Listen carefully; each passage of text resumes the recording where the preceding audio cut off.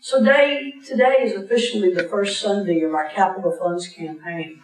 And as I said earlier, most of you should have received a letter and a brochure like this week that explains in part what we're hoping to accomplish.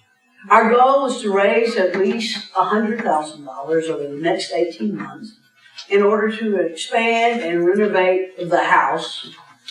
As you know, we've more than outgrown that space. Amanda alluded to that.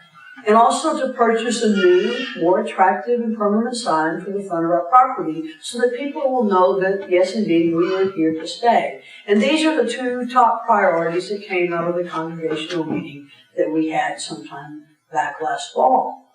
If we exceed that minimum goal, and that's our hope that we will, there are other things on our wish list of things we'd like to do to improve the overall appearance and accessibility of our property.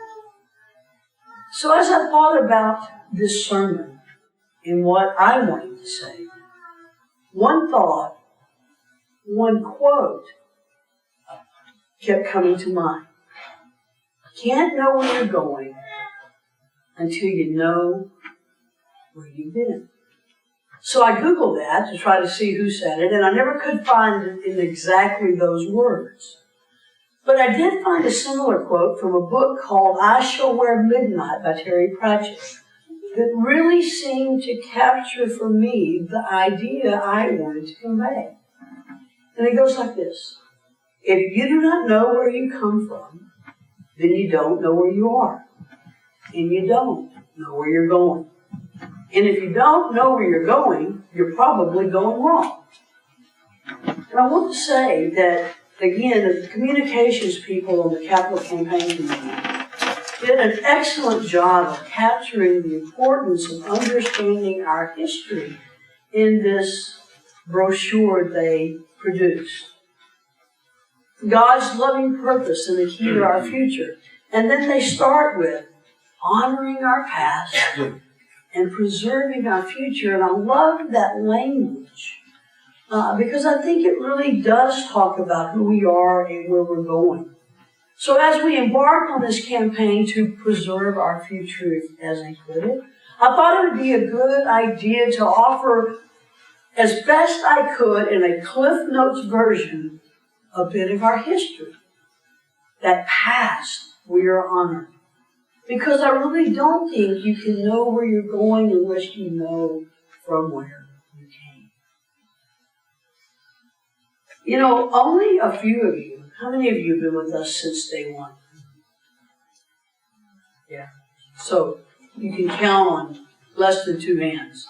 How many of you have been with us the entire journey and know the whole story? So bear with me, if you will, because I think it's important for those of you who have joined us at varying points along the way to know how we got here and what happened and what we went through to get to this point and where we want to go. Back in the spring of 2002, it's hard to believe it's been that many years ago, I was serving on the staff of First United Methodist Church here in Round Rock. Then Bishop Ben Chamness and Bill Boyd, who was the Director of Church Growth and Development, came to me and offered me this tremendous opportunity to plant a new United Methodist Church in what was supposed to be and is now, indeed, a very quickly growing northeast quadrant of Round Rock. And unlike any other previous church plants in the 20 years we've been planting churches in this conference, this one was to embody a new model, what they called the mother-daughter model.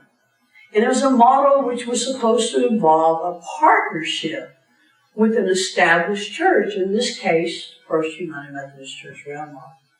Well, because it was the first time this had been done, the details of that partnership weren't exactly well defined. And it didn't exactly work out the way they had envisioned it would work. But they learned from that.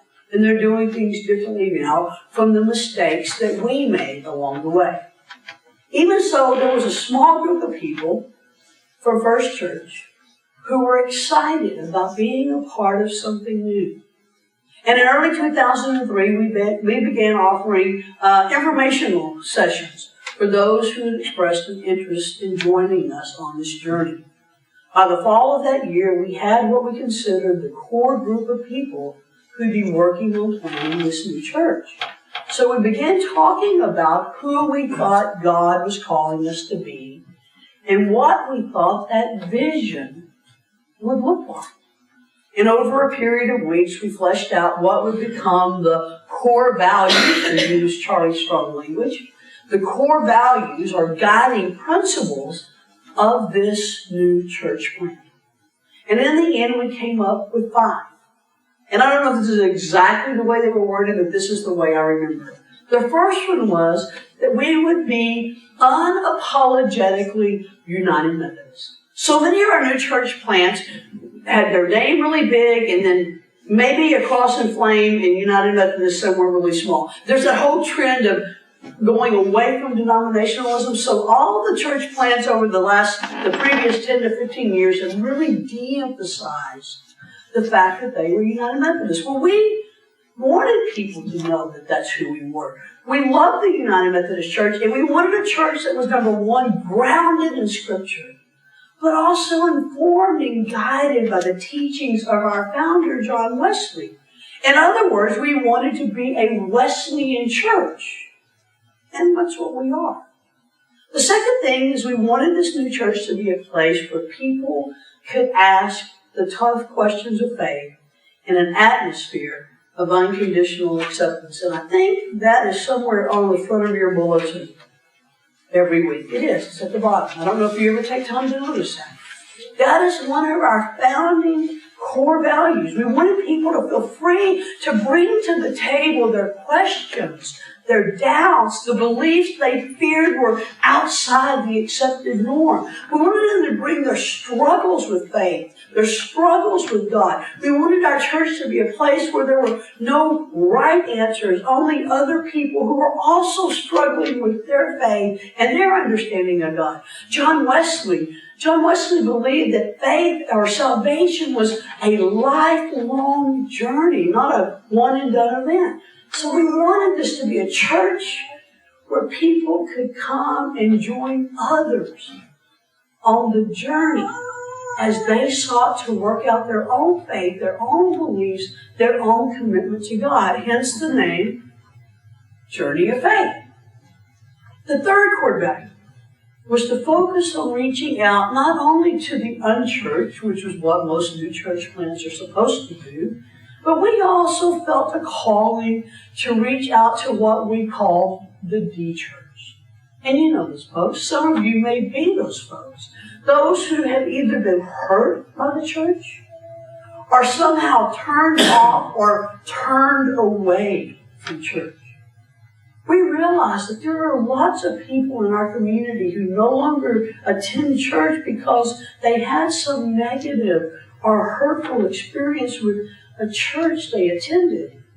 But we also realized that there was probably still some unfulfilled, possibly even unconscious yearning.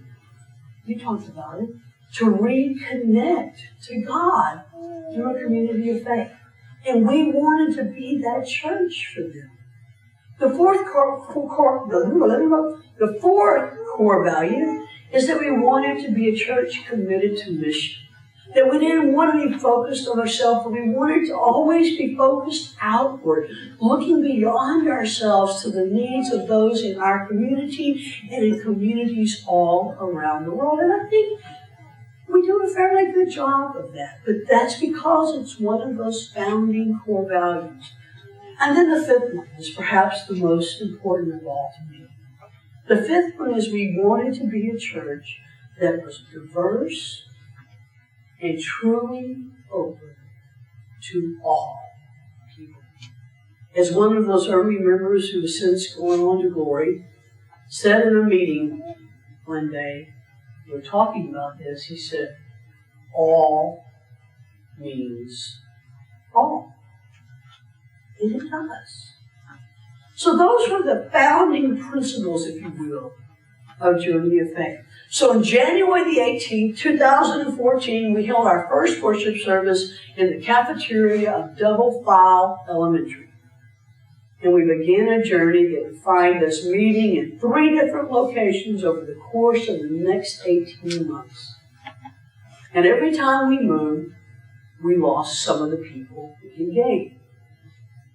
We started out meeting in schools, which involved trailering in all our equipment every week. Those of you who are the originals remember how hard that was. I'm talking this piano, I'm talking chairs, I'm talking tables, I'm talking AV equipment, I'm talking coffee pots. Everything you can imagine you need to have a worship service was in a trailer. We pulled it to the school, we unloaded it, and we reloaded it after church was over. And that was exhausting. But it was still the best way to go because we were paying the schools $800 a month. Well, after 18 months of meeting in the schools, the Ramrock ISD in all their wisdom decided they would no longer rent their facilities on Sundays. And we found ourselves homeless. And Amy Stewie and I, remember Amy? We called every place we could think of that we could rent just on Sundays. Because we knew we were on a tight budget already, and to rent commercial space, which is the other alternative, was going to be a big hit for us. Unfortunately, there were all kinds of other churches that had been meeting in the school, scrambling for those same limited spaces, and we couldn't find them. So we ended up renting some commercial space down on 79, and our cost per month went from $800 to more than $4,000. Was devastating to us. And again, when we moved, we lost some of the people we gained from the neighborhood of the school where we'd been meeting. But mainly, I think it was the strain of trying to make it with a small congregation and enormous overhead. And that strain, quite frankly, I think lost us some people. And you know, those of you who are still here, God bless you.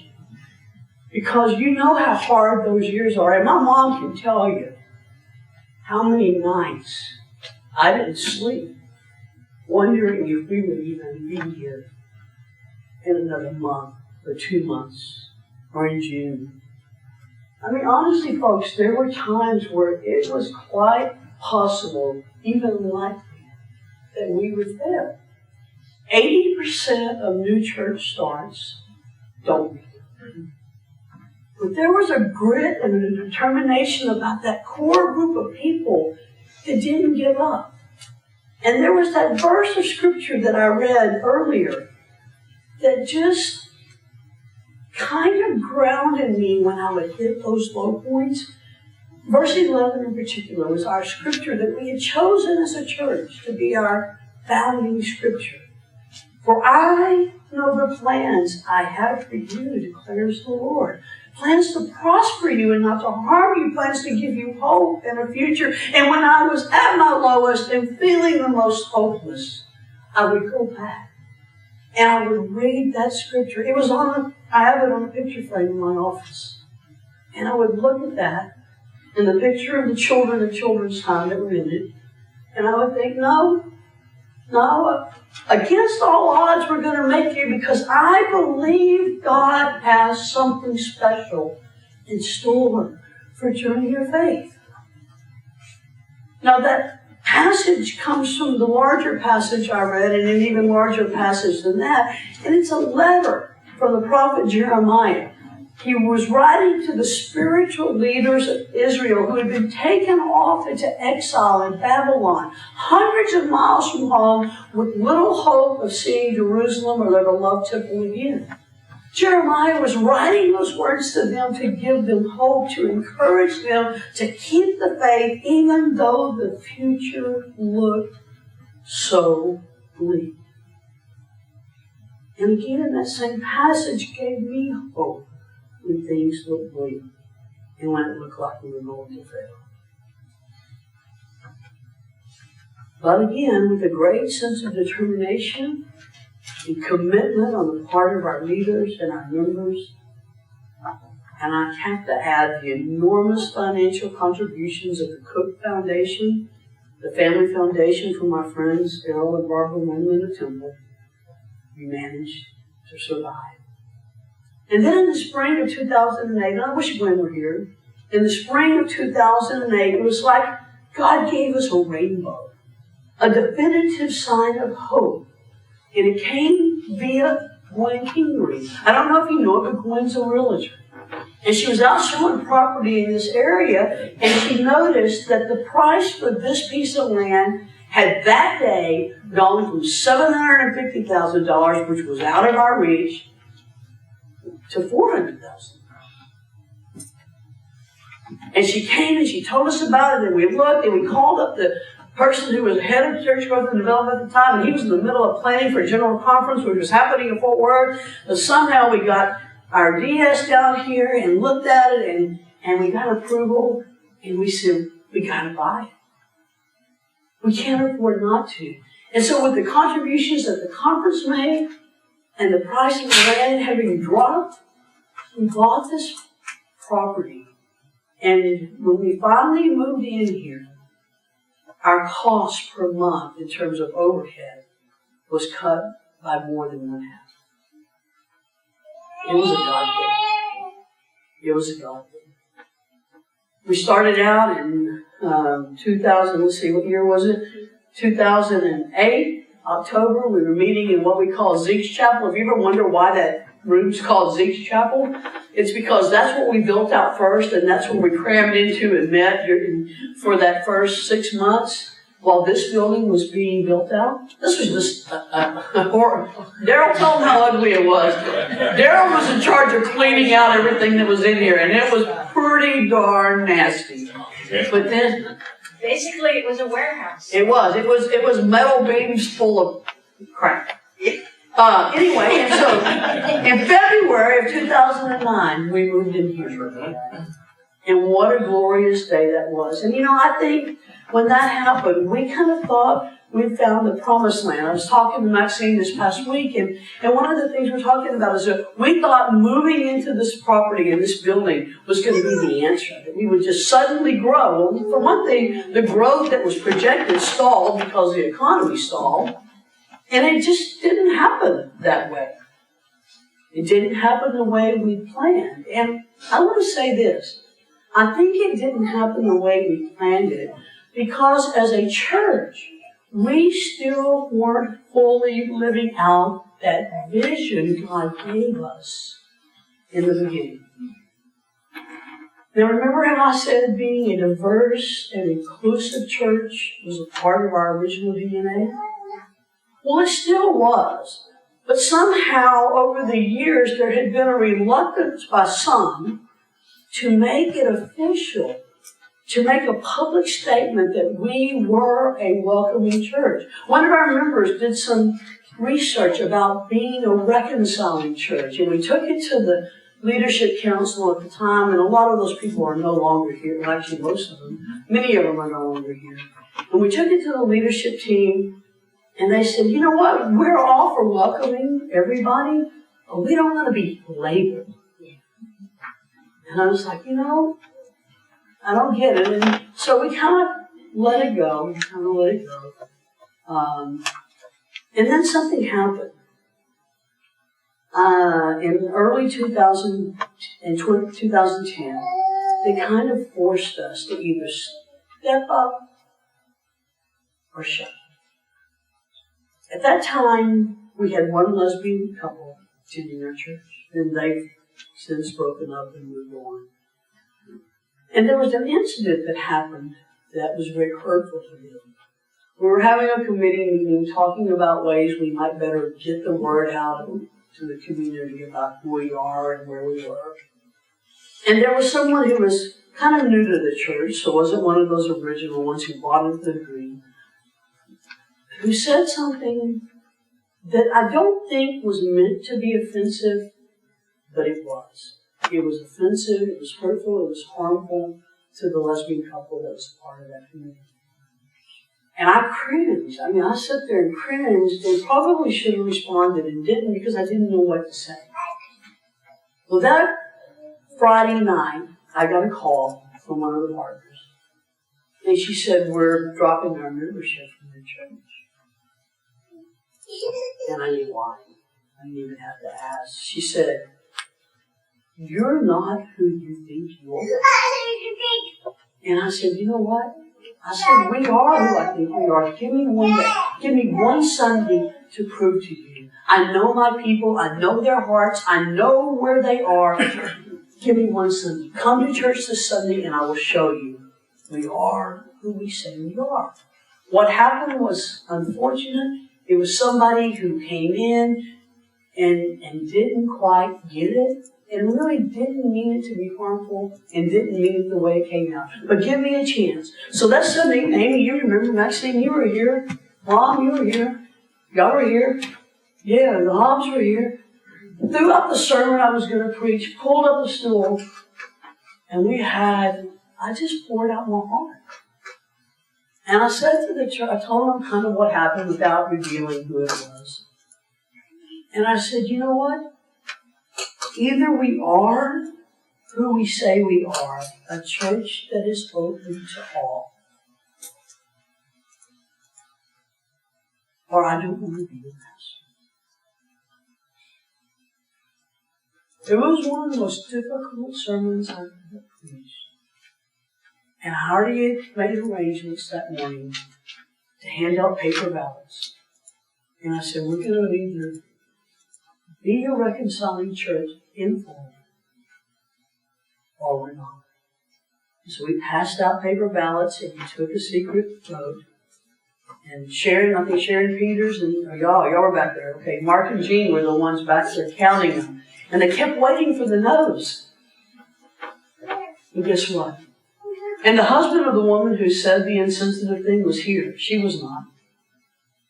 And that vote, with 69 straight people and one lesbian, was 70-0 to become an official reconciling church.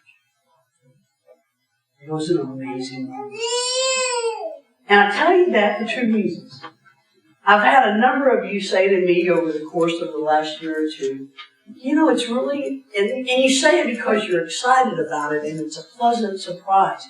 But I hear you say it's really cool and unexpected how the older people in this church really seem to accept us. Well, let me tell you something, folks. They're the reason we're reconciling. We weren't reconciling because we already had a lot of LGBTQ people. We're reconciling because these straight people, these heterosexual people, knew that that was God's vision for our church, and they took a risk, a step of faith, to live out the vision God had put before us all those years ago. And let me tell you something. Maxine and I were talking about this.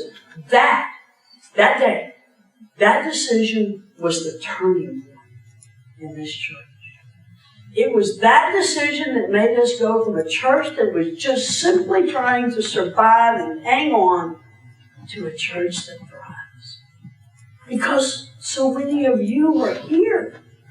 Whether you're straight or gay, you're here because we're a reconciling church and you knew that that's the kind of church you wanted to be a part of and you wanted your family to be a part of.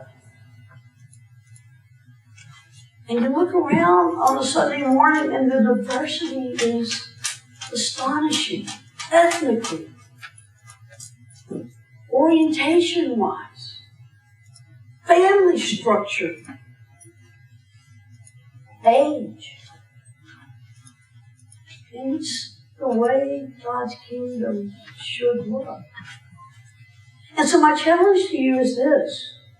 There are more people in this community who are looking for a church like this. People who have been turned off by the traditional church because they aren't open and welcoming and accepting and grace people. And more they're coming to us. And we've got to make room for them. If you found something worthwhile here, then now you have a responsibility to pass it on by making room for more people. Yes, it's a scary proposition. And so our building campaign is called The Next Step on Our Journey. We know this is just a temporary fix. But it's one we have to do to get to the next step beyond that. Eventually, we're going to need a whole new building because we're outgrowing this space. And unfortunately, it's not really easy for us to expand this building. But we're not there yet. We know that. Fiscally, we're not there. Number-wise, we're not there. So we need to do this in order to get us to that next step, so that we do continue to be a difference-making presence in this community and in the lives of people like you who are looking for something like this. And that's why we're doing the capital campaign. I'm telling you, I hate talking about money. And doing this campaign scares me. What are you laughing about? You said it, you did it. I mean, I do. I just, and most preachers do, but I don't know. I do. But this is important, folks. It's important for our future because there is a given in churches. You're either growing or you're dying. There's no such thing as standing still. Thank you for being the awesome church you are. And if you're one of those newer people who came, thank some of those older members who paved the way for you to be here today. I just thought you need to hear that story. That these were people who had a vision that wasn't even about them. It was about what God wanted for this church. Now, granted, some of them had gay children or siblings or whatever. They had their own reasons. But it wasn't all about them. It was about making a place for all of you. For all of us. And thanks be to God for their vision. Thanks be to God for those of you who have hung in from the very beginning, because I know if I wanted to quit, you must have wanted to quit somewhere along the way as well. And if I doubted at times, you must have doubted. But God has been faithful. And as Jeremiah says, for I know the plans I have for you, says the Lord. Plans to prosper you, not to harm you, plans to give you a future with hope. And that's what God's done. But it really didn't happen until we fully began to live into that vision God had given us in the very beginning. Amen? Amen.